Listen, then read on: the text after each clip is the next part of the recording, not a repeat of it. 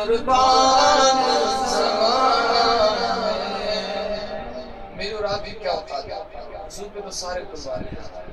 ایک اونٹ کا میں آپ کو واقعہ پیش کروں۔ ایک اونٹ حضور سے بڑا پیار کرتا تھا، بڑا پیار۔ اس کے مالک نے اس کو دور کر دیا۔ جب وہ دور ہوا، آقا علیہ السلام کا دیدار نہیں کر پا رہا تھا، حضور کو دیکھ نہیں سک رہا تھا، تو وہ لوگوں پہ حملہ کرنے لگا۔ پاگل ہو گیا، لوگوں نے بولے پاگل ہو گیا۔ کوئی اس کے قریب نہیں جا رہا تھا، کیونکہ جو اس کے قریب جاتا وہ اونٹ اس پہ حملہ کر دیتا۔ آقا علیہ السلام کی بارگاہ میں مالک کے اونٹ آیا۔ اونٹ کا مالک آ گیا، اس کہنے لگا یا رسول اللہ ایک اونٹ ہے، پاگل ہو گیا، لوگوں کے اوپر حملہ کر رہا ہے۔ حضور علیہ السلام فرمانے لگے چلو میں چلتا ہوں، چلو میں چلتا ہوں۔ صحابہ نے کہا رسول اللہ نہیں آپ نہیں جائے، وہ اللہ نہ کرے آپ پہ حملہ نہ کرے۔ کہا نہیں ایسا کیسے ہو سکتا ہے؟ پوری دنیا مجھے جانتی ہے، کل عالم مجھے جانتے ہیں کہ میں اللہ کا حبیب ہوں۔ میں کون ہوں؟ اللہ کا حبیب۔ یہ ہماری خوش نصیبی انسانوں کی، مسلمانوں کی، کہ اللہ تبارک و تعالیٰ نے اپنے حبیب کا غلامی بنا، اپنے حبیب کی غلامی بنا۔ اگر ہم نے اس کی قدر نہیں کی نا، یہ غلامی پھر ہم سے چھن جائے گی۔ اور اگر یہ غلامی چھن گئی تو یاد رکھیے نا، دنیا میں یہ چھوٹی نہ آخرت میں، دونوں جہاں پہ محبوب ہے۔ اللہ تبارک و تعالیٰ ہمیں ہمیشہ حضور کی غلامی عطا فرمائے۔ ساری چیزیں ایک طرف، آقا علیہ السلام کی غلامی ایک طرف۔ جب حضور علیہ السلام اس اونٹ کے قریب گئے نا، تو اونٹ کہ جب آپ قریب گئے، صحابہ آپ کے ساتھ تھے، پیچھے تھے، تو دیکھا کہ جو اونٹ ان لوگوں پہ حملہ کر رہا تھا، لوگوں کو کاٹ رکھا، لوگوں کو اپنے قریب نہیں آنے دے رہا تھا۔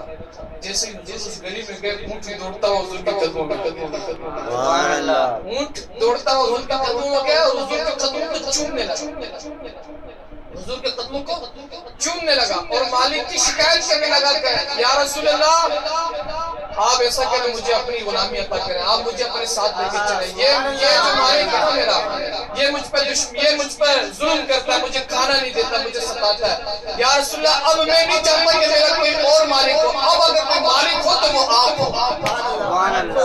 صحیح ہماری بات۔ تو یہ حضور سے کون محبت کر رہا ہے؟ جانور یہی نباتات کا بھی عالم آپ اٹھا کے دیکھیں۔ احد پہاڑ، اللہ تبارک و تعالیٰ ہم سب کو جانا نصیب فرمائے، اور جو لوگ گئے ہوں گے جن کی احد پہ حاضری بھی کی ہوگی۔ اس پہاڑ کے متعلق میرا آقا علیہ السلام فرماتے ہیں کہ احد پہاڑ وہ ہے جو جنت میں ہمارے ساتھ ہے۔ یار پہاڑ کا جنت میں کیا کام، لیکن کام ہے کیوں؟ کیونکہ پہاڑ حضور سے عشق رسول کرتا ہے، حضور سے محبت کرتا ہے، حضور سے عشق کرتا ہے۔ اس پہاڑ کا عالم دیکھیں، اس کے پہاڑ کے سامنے دوسرا ایک اور پہاڑ ہے جس کو جبل نار کہتے ہیں، کالا ہے، اور حضور فرماتے ہیں کہ وہ پہاڑ جہنم میں ہے۔ وہ پہاڑ کیا جائے گا؟ جہنم میں۔ حضور سے پوچھا کہ یا رسول اللہ وہ پہاڑ جہنم میں کیوں جائے گا، جبل احد جنت میں کیوں جائے گا؟ میرے آقا علیہ السلام فرمانے لگے جبل نار جو ہے جہنم میں جائے گا، اس وجہ سے جہنم میں جائے گا کہ یہ ہم سے بغض رکھتا ہے، ہم سے بغض رکھتا ہے، دشمنی رکھتا ہے، ہماری دشمنی اور بغض کی وجہ سے یہ جہنم میں جائے گا۔ اور جبل احد ہم سے پیار کرتا ہے، جبل احد ہم سے پیار کرتا ہے، ہماری محبت کی وجہ سے یہ جنت میں جائے گا۔ ایک پہاڑ اگر حضور سے محبت کرے تو جنت میں چلا جائے گا، اور اگر انسان حضور سے محبت کرے، انسان کو سمجھنے کی ضرورت ہے، انسان وہی انسان ہے۔ علامہ اقبال فرماتے ہیں کہ محمد سے وفا تو نے تو کیا کہ محمد سے وفا تو نے تو آج ضرورت اسی بات کی ہے، ہم دنیا دار لوگوں کو چھوڑ کر، دنیا داروں کی بات چھوڑ کر، آج کون پریشان ہے؟ Corona virus, corona virus, corona virus.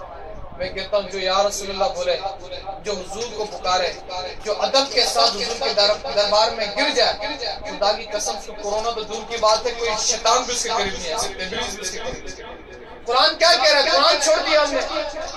آج مدینہ کو تالا لگا دیا گیا، حرم کو تالا لگا دیا گیا، جو شفا دار الشفا ہے جس کے متعلق اللہ فرما رہا ہے وَلِلَّهِ عَلَى النَّاسِ حِجُّ الْبَيْتِ مَنِ اسْتَطَاعَ إِلَيْهِ سَبِيلًا وَمَنْ دَخَلَهُ كَانَ آمِنًا۔ جو اس پہ داخل ہو گیا امن والا ہو گیا، جو حرم میں آ گیا امن والا ہو گیا۔